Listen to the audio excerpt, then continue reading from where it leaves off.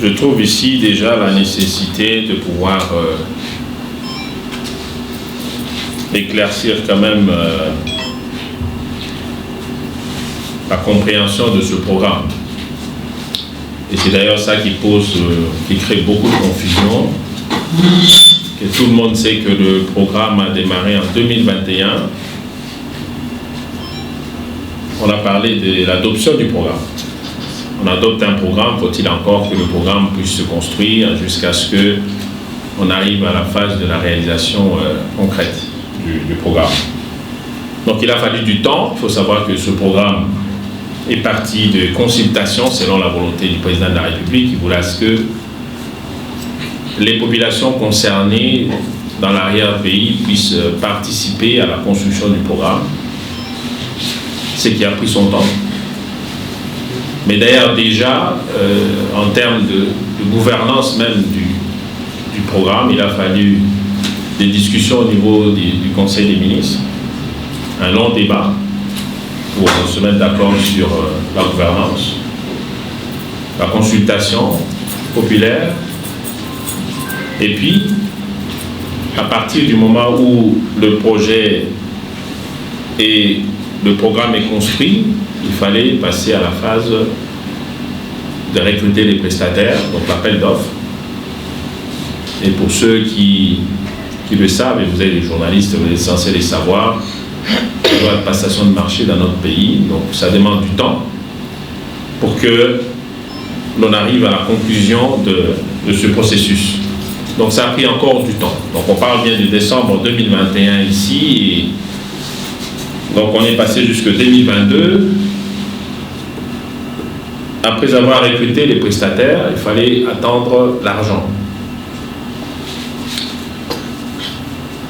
Et pour ce qui est de l'argent, comme vous le savez, le pays, depuis un moment déjà, nous sommes dans la guerre à l'est de notre pays. Et le président de la République a ses devoirs constitutionnels de protéger les pays, et vous comprendrez très bien que les ressources sont appelées à venir au secours de la partie est de notre pays. Et au-delà de ça, il y avait déjà les processus de préparation des élections 2023. Mais malgré ça, vous voyez que le président de la République, parce que c'est lui qui est l'initiateur de ce programme, tenait à ce que cela soit fait. Parce que, ce n'est d'ailleurs pas moi qui le dis, mais nous avions été avec des députés et tout le monde a reconnu aujourd'hui que c'est la première fois que nous avons un programme dans ce pays qui concerne réellement les populations locales qui se sentent embarquées dans ce bateau. Donc voilà, me poser la question par rapport à la satisfaction et en faisant allusion à la date, évidemment que je ne peux pas vous répondre comme ça. Ce qui est important ici, c'est de lever toutes ces confusions où les gens pouvaient penser que ce programme a pris tout le temps. En parlant de l'année 2021, ce n'est pas le cas. Donc le programme a démarré effectivement l'année passée. Et comme je vous explique aussi, la question de financement qui s'est posée, donc il a fallu attendre encore jusqu'au mois de septembre 2022 pour voir les premiers décaissements pouvoir avoir lieu, pour permettre aux agences de pouvoir engager les dépenses qui étaient prévues dans ça. Voilà. En arrivant aux affaires, bien sûr, la première chose à faire, c'est l'état des lieux, de voir qu'est-ce qui s'est passé dans le programme jusque maintenant. C'est ce que nous avons fait très rapidement, avec plusieurs réunions d'ailleurs. Et ces réunions qui ont révélé justement cette carence, ce déficit de communication, d'information. Voilà pourquoi nous nous y attelons, pour que les gens puissent comprendre le programme, qu'on se mette tous au même niveau d'information, et à ce moment-là, on peut discuter objectivement sur ce programme.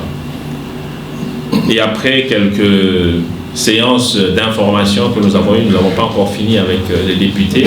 Pour moi, c'était dans la suite de ma logique après l'état des lieux, c'est de commencer à aller dans certains endroits pour me rendre compte de ce qui est fait par rapport à ce que j'ai entendu. Donc voilà, par exemple, nous avons commencé la première étape au Sud Kivu. Aujourd'hui, ici,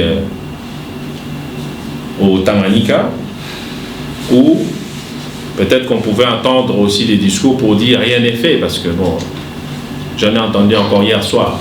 Vous voyez que je suis ici, au Tanganyika, mais les gens qui sont ici, au Tanganyika, me disent encore qu'il n'y a rien qui est fait. Alors que je viens, moi-même, je venais de visiter 2 écoles, un bâtiment administratif, un centre de santé. Donc vous voyez, déjà, il y a un souci à ce niveau-là. Et c'est pour ça, pour moi, c'est une interpellation en même temps. De dire aux gens, c'est un programme important, ce PDL, un programme que nous n'avons jamais eu, un programme qui a eu ou qui a une adhésion massive. Donc il est plutôt bon pour que chacun aille chercher la bonne information. La bonne information pour nous ramener, pour confronter à ce qui est dit, soit au niveau des ministères, mais aussi des agences, parce qu'elles sont là pour assumer ce qui est fait avec leurs entreprises qui sont recrutées. Et donc pour moi, c'est vraiment de la redevabilité pure et simple. Et je crois que je suis plutôt très ouvert à là où vous trouvez qu'il y a quelque chose qui ne va pas. À ce moment-là, venez, mais montrez-moi réellement là où ça ne va pas.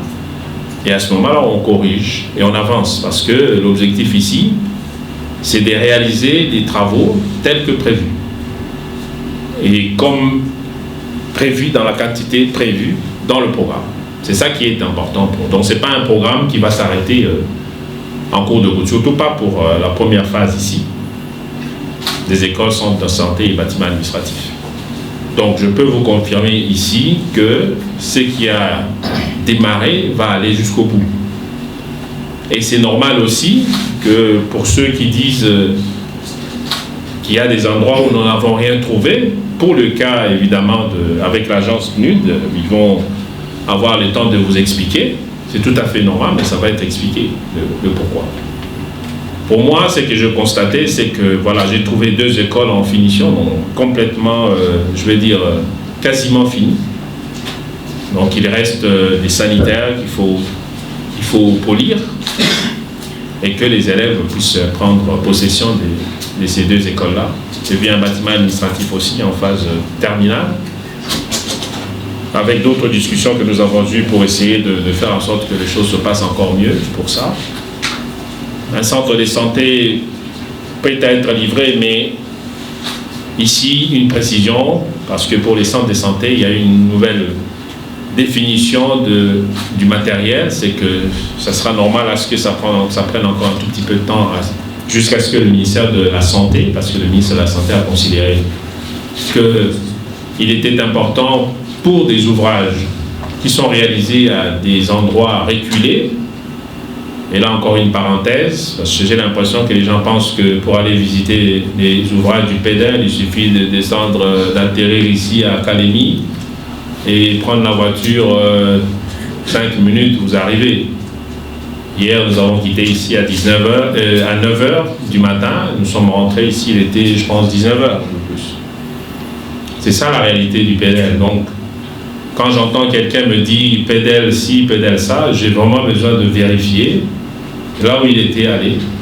Et ça serait bien, des selfies existent encore aujourd'hui, que vous preniez le selfie là où vous êtes, et voilà, à ce moment-là, on discute. Donc voilà un peu ce que je peux dire si on me demande si je suis content ou pas. En tout cas, je veux qu'on puisse aller plus vite parce que cette phase ici, il faut qu'on la termine. Et c'est ce que nous avons discuté avec l'agence. Ça, c'est ce qu'ils sont en train de mettre en place pour que là où on a connu un peu de retard, qu'on puisse les rattraper. Parce qu'il y a plusieurs facteurs, mais ça, je vais laisser à l'agence de pouvoir raconter parce que c'est eux qui étaient à l'ouvrage. Quoi attendre du président de la République? Bon. Évidemment, je crois que pour un président de la République, c'est toujours exceptionnel que le président de la République arrive à un endroit. C'est déjà ça.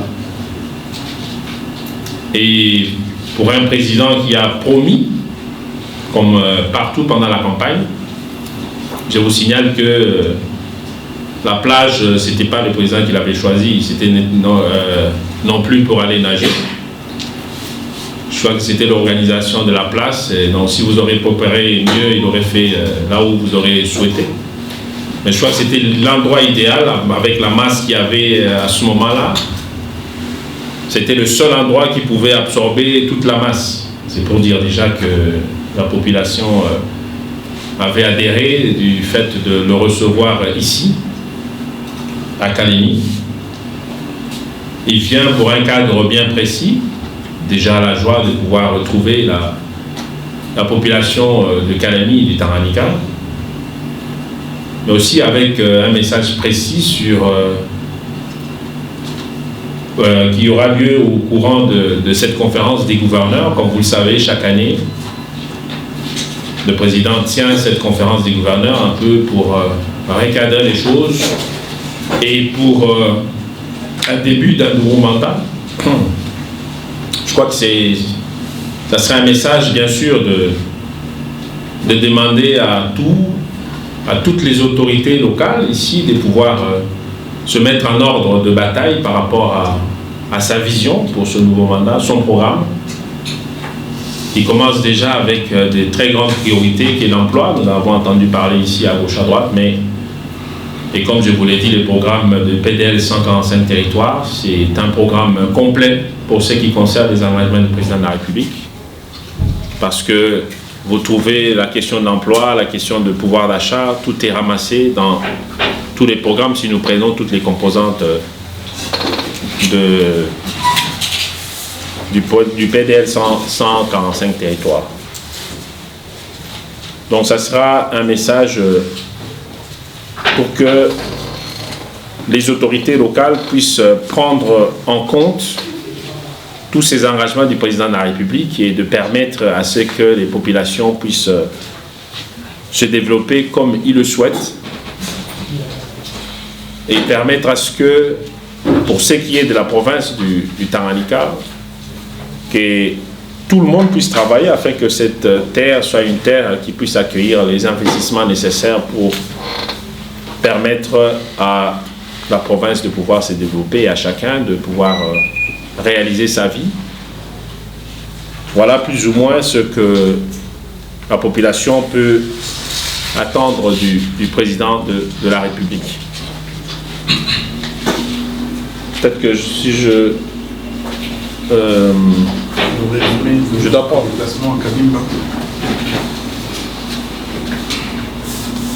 Oui, pour Kabimba, je le disais, j'ai visité deux écoles, un bâtiment administratif, centre de santé.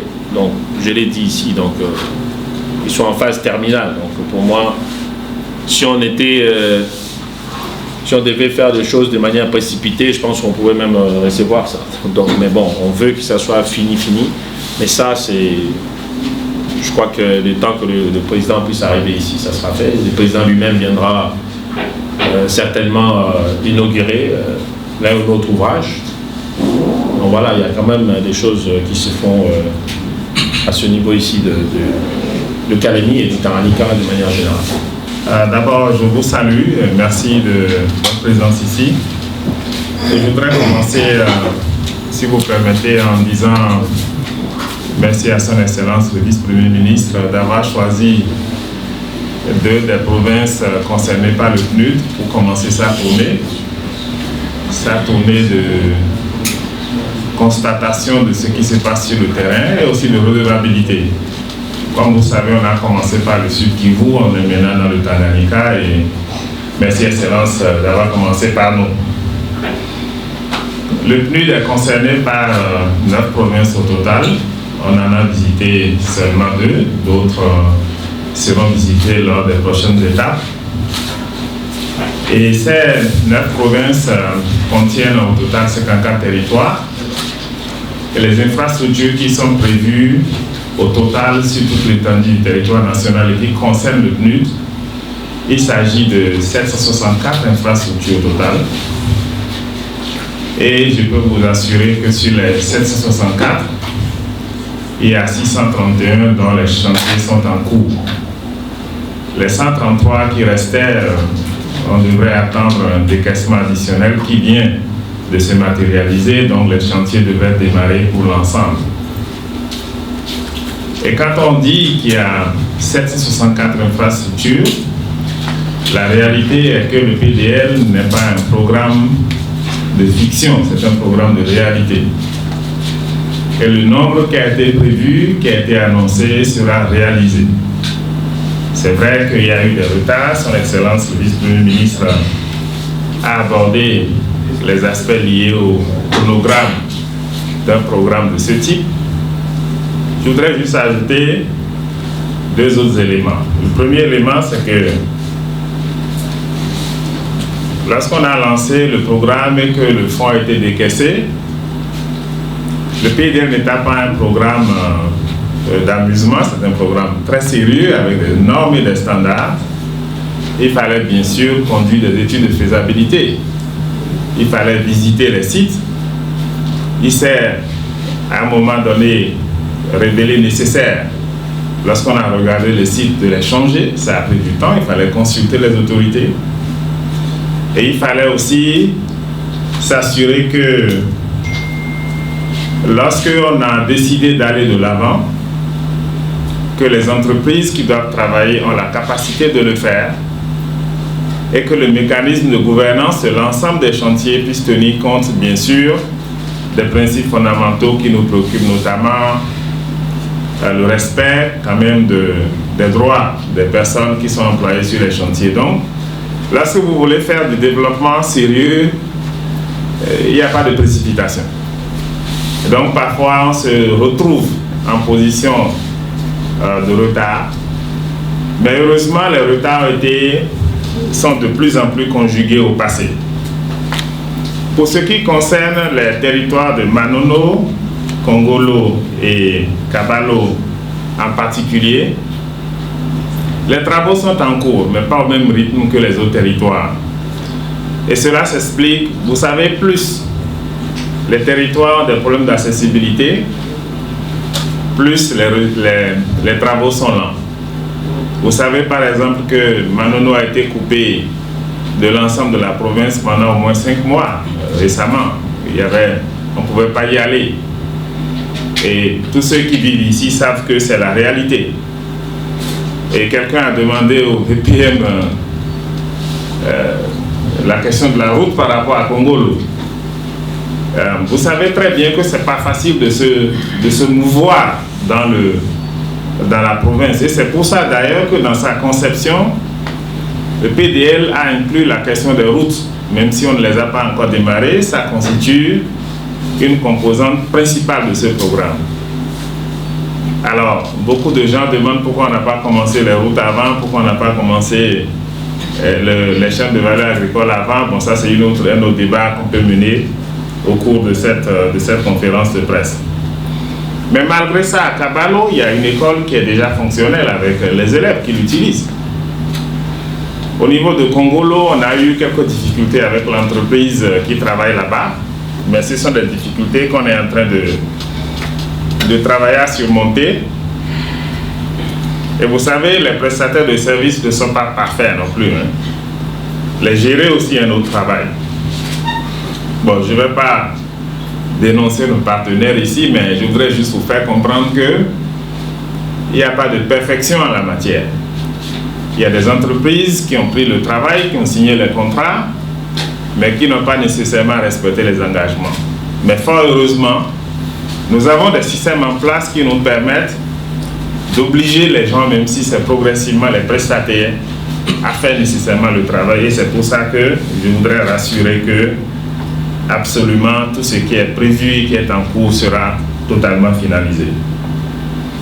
Alors dans toute la province, on a déjà 5 écoles qui sont utilisées par les enfants et nous avons 24 autres infrastructures qui sont en finition et le bâtiment administratif de Kabimba, dont son Excellence parlait, les 2 écoles ainsi que le centre de santé de Mitoa font partie de ces 24.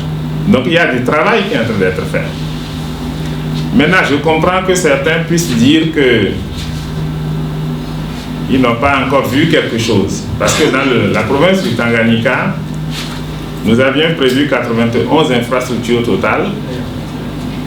Et à ce jour, il y a encore 14 pour lesquelles on n'avait pas encore signé les contrats à cause des questions de décaissement qui viennent d'être réglées. Donc en fait, on doit pouvoir signer les contrats pour les 14 pour que dans toutes les localités où c'est prévu, on puisse avoir effectivement les travaux démarrés et finis. Alors, cela dit, derrière le PDL, il y a toute une volonté. Il y a le chef de l'État qui a la vision, qui tient à ce que tout se fasse. Il y a l'ensemble du gouvernement qui est mobilisé. C'est d'ailleurs la présence du vice-premier ministre ici montre très bien qu'il y a un engagement derrière. Et qu'on veut être sûr que dans tout le processus, on est transparent sur tout. Son Excellence a organisé il y a quelques semaines des réunions avec tous les députés nationaux, tous les caucus des députés nationaux, à qui on a tout expliqué. Parce que la redevabilité aussi, ça fait partie du programme. Et c'est une nouvelle manière de travailler qui rend compte et qui s'assure que ce qui est réalisé respecte les normes et standards en la matière. Alors pour finir, je voudrais dire que le PDL, ce n'est pas que les bâtiments que vous voyez. Derrière les bâtiments, il y a toute une dynamique économique qu'il est important de valoriser. Lorsque nous étions à Mitoa hier, l'ingénieur de Safricas nous a expliqué qu'ils emploient environ 77 personnes. Donc 45% sont des femmes. Et parmi ces 77 personnes, il y en a qui ont leur premier emploi rémunéré. Donc si le président de la République n'avait pas eu l'idée d'initier le PDL, il y a beaucoup qui n'auraient pas eu cette opportunité d'être employés. Donc sur les chantiers. Vous voyez donc que si on a environ 70 personnes par chantier et qu'on a 91 en chantier, nous sommes en train de parler pour le Tanganyika seul de l'ordre d'à peu près 44 000 emplois qui sont créés par les chantiers là seuls, mis de côté toutes les autres phases qui vont venir dans les prochaines semaines ou années. Et nous avons écouté une dame qui est l'ingénieure qui supervise le site, qui nous a dit que c'est la première fois qu'elle se retrouvait ici. Elle était à Kinshasa, elle n'avait pas d'emploi. Et l'entreprise l'a recrutée.